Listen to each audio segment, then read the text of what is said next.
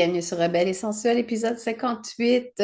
Aujourd'hui, on parle de tu comprends tout, mais ton corps, lui, il suit pas.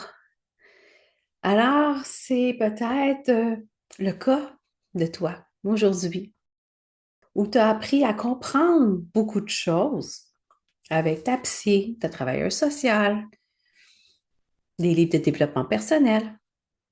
Mais ton corps, lui, il suit pas la cadence du tout. C'est comme un couple à deux niveaux. Alors aujourd'hui, on va te parler de tu comprends, mais tu es encore coupé de qu'est-ce que tu ressens.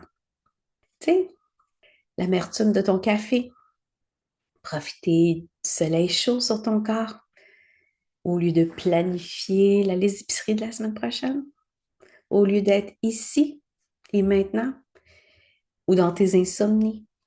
Alors ton corps, lui, n'a pas oublié. Mais même si ta tête a compris, oublie pas que ton corps est ta boîte de Pandore. Et tu continues de recréer ce que tu connais, même si ça te fait souffrir.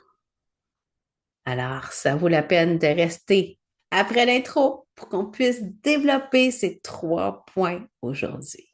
Bienvenue dans Rebelle et Sensuelle, le podcast où l'on explore ensemble les chemins de la sensualité, de la sexualité consciente et de la libération émotionnelle par le corps. Je suis Geneviève Bessette, libératrice de ta sensualité par ton corps. Ici, chaque semaine, je t'invite à ralentir, à ressentir, à oser descendre dans tes profondeurs. Parce que ta vérité, ton feu, ton désir ne se trouve pas dans ce qu'on t'a appris à faire, mais dans ce que ton corps a toujours su. On parle d'émotions tabous, blocage sexuel, héritage invisible et révolte douce. T'es pas ici pour faire semblant, t'es ici pour te retrouver.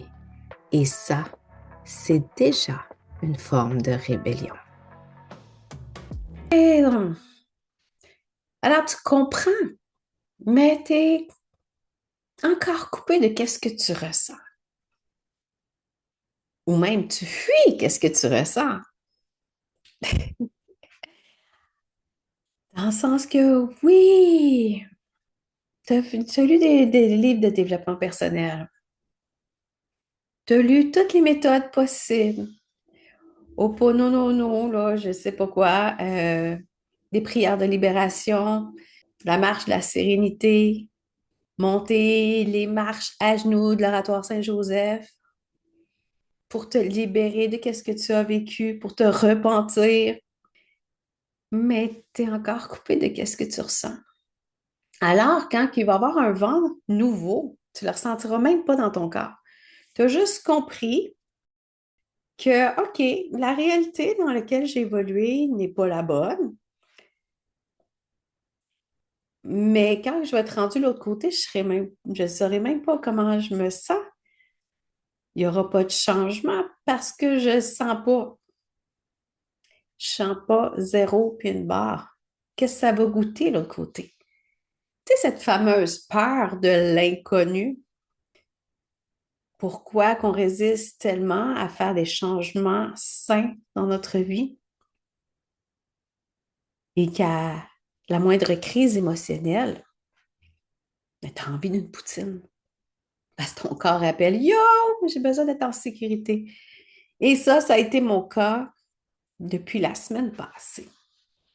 Je comprends beaucoup de choses, mais je ne réagis plus non plus. Je prends du recul, je me dis, OK, cette réaction-là, elle a quel âge quand elle réagit?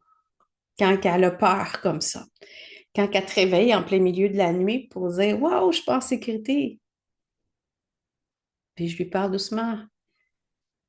Peu importe qu'est-ce que tu n'es pas en sécurité, maintenant, c'est l'heure de dormir.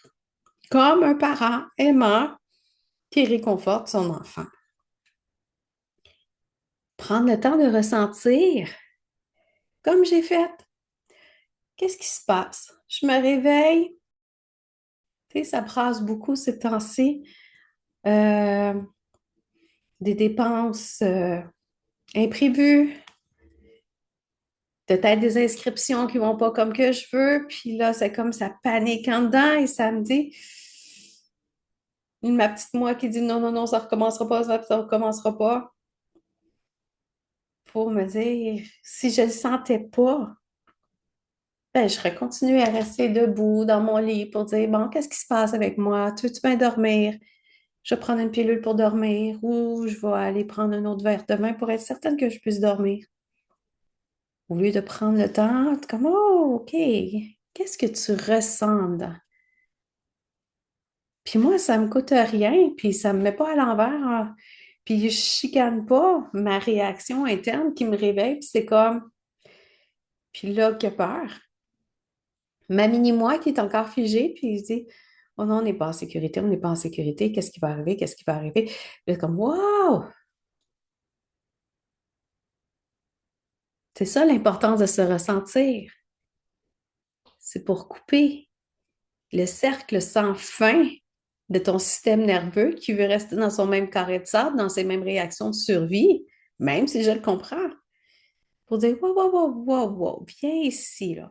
Tu sais, comme un enfant qui fait le bacon, puis là, c'est comme, OK, ta crise est finie, viens me voir, je suis là pour toi. C'est ça qu'il faut que tu apprennes à faire dans ta vie. Et combien de personnes disent, c'est à cause de la ménopause que je dors plus. C'est pas vrai. Peut-être que c'est des symptômes reliés à la ménopause. Mais peut-être que tu es rendu au point aussi de devenir le parent aimant que tu n'as pas eu une fois ou dans les deux bords. Alors, c'est à peu près le temps que tu deviennes adulte avec toi-même pour ressentir qu'est-ce qui se passe. Ça ne veut pas dire la repousser. Au contraire, elle est utile, cette partie-là. Parce qu'il faut aimer chaque partie de soi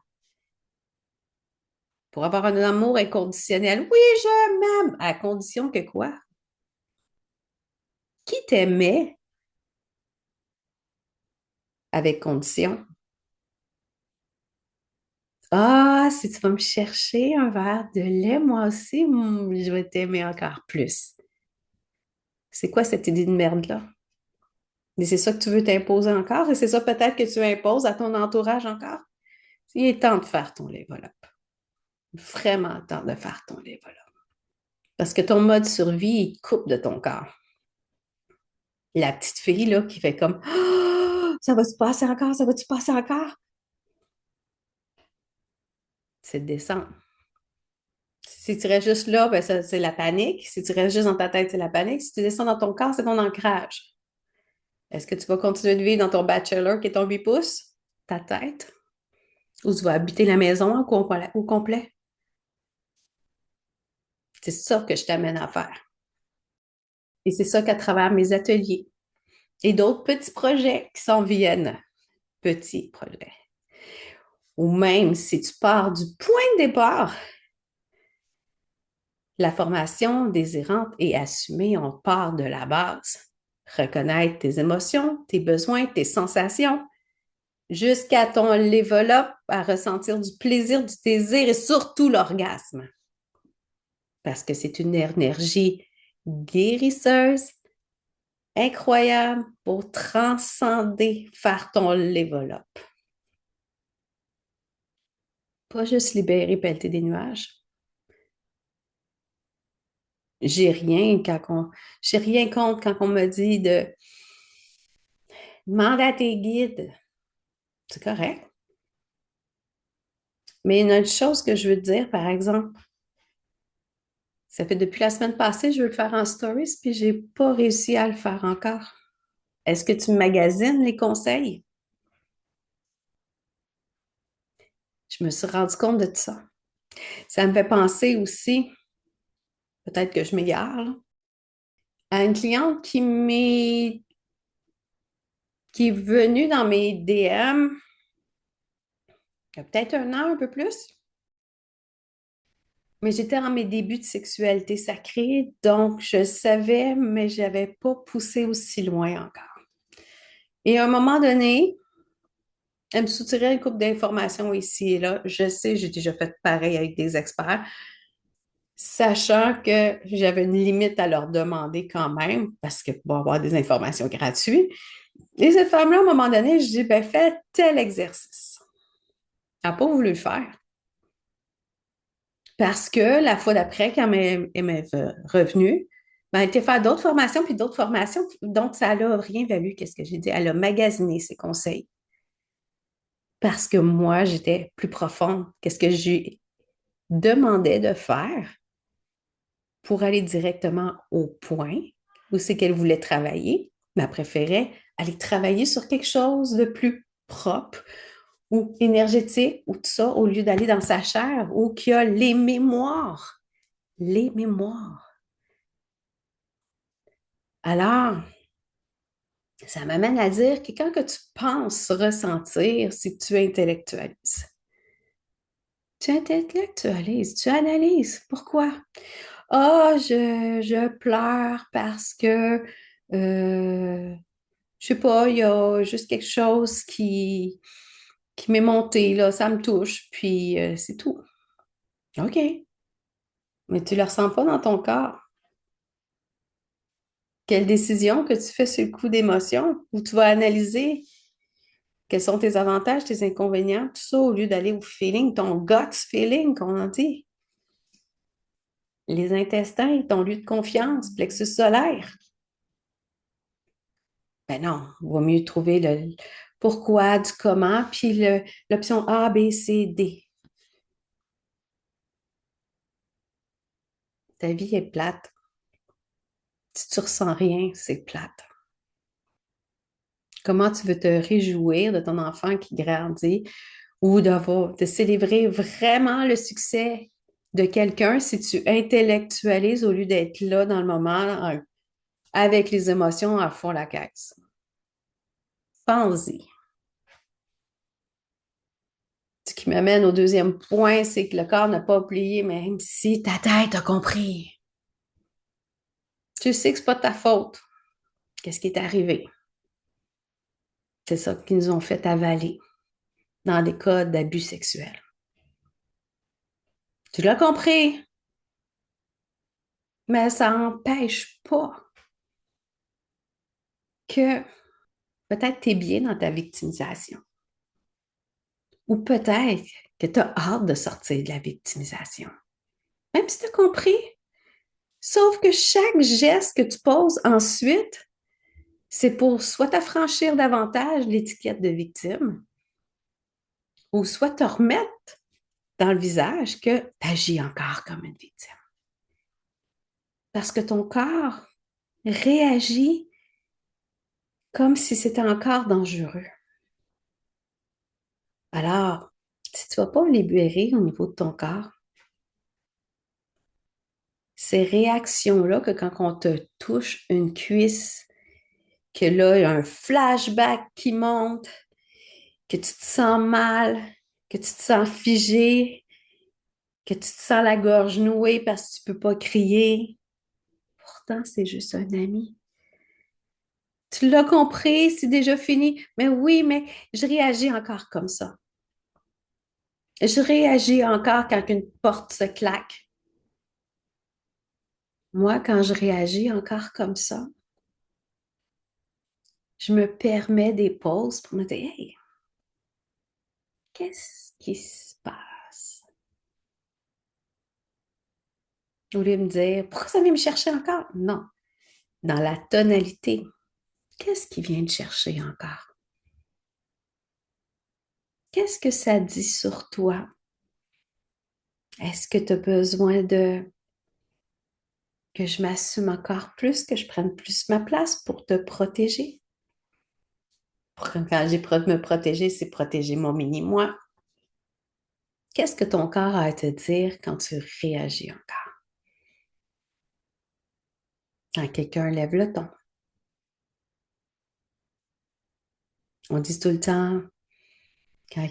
puis moi, ça m'est arrivé souvent, quelqu'un levait le ton, moi, c'est comme, ça descendait tout de suite, dans le sens où j'étais figée parce que ça a brassé dans ma famille. Parce que quand j'étais petite, si je devais lever le ton, j'avais une claque au visage. Fait que c'est de ça que mon corps se rappelle. Puis au fur et à mesure que j'ai pris ma place et j'ai assumé ma place, ça a fait, hey, je suis un adulte. Moi aussi, j'ai le droit de me défendre. J'en ai une bonne à te raconter. On voit souvent les femmes qui vont vouloir défendre leurs enfants comme une mère lionne. Puis ça, c'est très personnel que je te raconte. Puis la semaine passée, j'ai eu une conversation. Je trouvais que je n'avais plus, j'avais perdu ce humph-là, donc ce côté guerrière-là. Et la personne avec qui je conversais, elle me dit, est-ce que tu n'es plus guerrière depuis que ta fille est partie? Et là, ça m'a fait réfléchir. Une partie de sa réponse était vraie. L'autre partie a d'autres circonstances extérieures à ça. Et ça t'amène à réfléchir sur quand on a des enfants, on veut les protéger. Mais quand on est retourné seul à nous-mêmes, est-ce qu'on attend encore que notre extérieur nous protège ou tu es capable de protéger ce que tu mérites et ta valeur? Parce que te protéger, c'est protéger ton corps. Et d'autant plus protéger ton cerveau parce que dans les premiers stades de la violence, on a de la violence émotionnelle, psychologique et verbale. On atteint ta tête tout de suite. Alors, en rentrant dans ta tête, cette guerre psychologique-là, si tu n'es pas habitué d'habiter ton corps, tu ne ressentiras pas le signal d'alarme qu'il y a quelque chose qui est dangereux, que lui va te dire, hey, wow, il y a quelque chose qui ne marche pas. Tandis que tu vas être dans ta tête pour dire, essayer de faire des scénarios ou t'en laisser passer une bonne. Malheureusement, c'est pour ça que c'est important de se brancher à notre corps. C'est important d'aller dans notre corps, d'aller dans nos sentiers, de sentir jusqu'au bout de nos orteils parce que notre corps va dire quand il y a quelque chose qui est louche ou dangereux, n'oublie pas que ton corps se fige. Donc, c'est un bon moyen de réhabiter ton corps pour percevoir les signaux dangereux que quand quelqu'un veut t'attaquer par ta tête. Pense-y. Donc, c'est une plus-value dans des cas comme ça de se reconnecter avec ton corps et pas juste d'intellectualiser quoi que ce soit. Ton corps réagit comme si c'était dangereux, à toi de départir. Est-ce que c'est une vieille mémoire ou c'est actuel? Ça, c'est un très beau chemin à faire en thérapie, en accompagnement avec moi. Peu importe où c'est que tu es rendu, même dans le niveau sexuel, qu'on va aller travailler sur, hey, est-ce que tu connais assez pour dire qu'est-ce qui est négociable, non négociable? Alors, la compréhension ne reprogramme pas le corps. Il faut le reprogrammer dans ses mouvements, dans son ressenti. Hier soir, au moment que j'ai enregistré ce podcast, j'ai reçu un client pour crise d'angoisse. Et à la fin de la séance, il s'est mis à pleurer. Il dit, ça fait tellement du bien d'avoir une tête vide parce que tu n'es pas Tu t'entretiens plein de choses dans ta tête, tu n'es pas en vie, tu es en fonction. Mais ressentir les plaisirs de la vie, de juste t'amuser, profiter du temps avec des gens que tu aimes, et tout ça, c'est dans le corps, ça se vit. Et le dernier point que je veux aborder avec toi aujourd'hui, c'est que tu continues de recréer ce que tu connais, même si ça te fait souffrir. Ces fameux patterns. Mon père est né, par exemple, pas un cas à moi, par exemple. Ton père est un narcissique, mais tu vas attirer des gens toxiques. Tu le comprends, mais ton corps va t'amener dans du connu. Comme tu sais, mon histoire à travers les différents podcasts, j'ai vécu de la violence familiale pendant 2 ans avec la deuxième conjointe à mon père. Alors, c'était normal pour moi de recevoir des coups.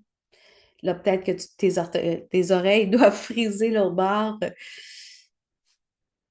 de l'écran pour me dire, mais voyons donc, c'est une réalité que je considérais normale parce que je l'ai vécue et je l'ai transposée dans une relation de violence sexuelle. C'était normal qu'il me pitchait dans le mur quand que je voulais partir. Alors, imagine-toi, je te raconte ça, puis peut-être que tu vas dire, OK, qu'est-ce que j'ai reproduit pour l'avoir vu ou vécu parce que tu croyais que c'était normal? Parce que moi, quand je me suis rendu compte dans un autre type de relation après qu'il n'y en avait pas de coups, et là, je me suis mise à connaître une autre réalité. Mais ton corps, lui, ton système nerveux, leur job, c'est de te garder en vie. Fait que l'inconnu, c'est dangereux. Alors, c'est pour ça que le changement, on ne peut pas faire de changement radical dans ta vie parce que tu vas perdre tous tes repères, tous tes moyens. C'est à ce moment-là que tu vas pouvoir faire des changements dans le pratico-pratique, dans le sens où c'est te mettre en action. Comprendre, c'est pas mettre en action. S'introspecter, c'est pas se mettre en action. Tu peux avoir fait un plus gros développement personnel, mais la job d'un coach, la job d'un accompagnement, c'est que quel geste que je peux mettre pour intégrer une nouvelle routine? C'est quoi tes baby steps? Pour familiariser le corps, petit peu par petit peu, à pouvoir intégrer cette nouvelle réalité. Parce que ce soit au niveau des relations, que ce soit au niveau de la fatigue, tu sais, quand que tu vas tout le temps toucher ta clôture électrique, que tu es quelqu'un de connu pour des problèmes médicaux, burn-out, épuisement professionnel, ton corps il se ferme. Je ressens plus de désir. Pourtant, j'ai un homme super ou une femme superbe. Mais ton corps, il réagit encore dans le passé. Ton corps vit dans le passé tant que tu n'as pas mis les actions pour t'adapter à un nouveau présent. Est-ce que tu es capable de prendre ce temps-là maintenant? Parce que si tu ne prends pas le temps de faire ces baby steps-là, te mettre en action et tout ça, que tu fais juste aller vomir sur ton thérapeute, puis dire, OK, j'ai vomi, c'est correct, on va continuer de prendre un autre coup. C'est à peu près ça. C'est quoi ta prochaine étape? C'est quoi ton plan de match? Tu comprends que oui, tu attires des relations toxiques, c'est correct. Mais peut-être que si tu te regardes dans le miroir, est-ce que c'est toi qui s'entretiens une relation toxique avec toi-même? Et c'est ça que moi, je t'amène à changer dans mes accompagnements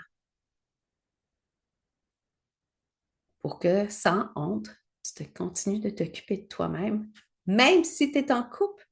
Pas dire, je te remets la responsabilité de mon plaisir et fais-moi plaisir et parce que j'ai plus rien à faire. Ça ne marche pas comme ça.